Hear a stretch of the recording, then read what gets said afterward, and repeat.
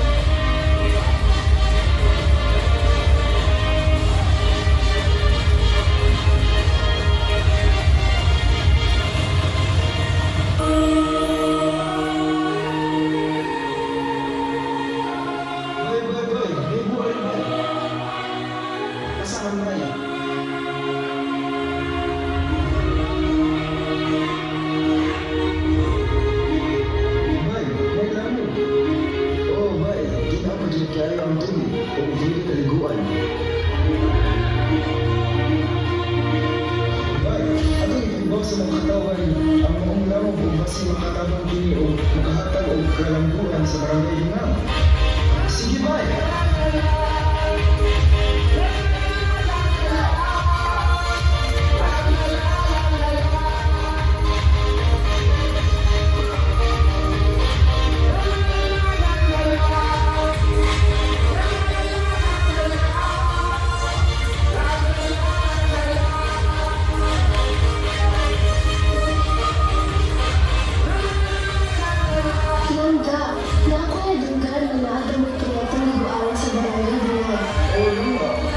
Siya ang ginagawa kini nga ginamitan sa mga bato nga aming gipuno o hagdanan kasunod sa maong langon.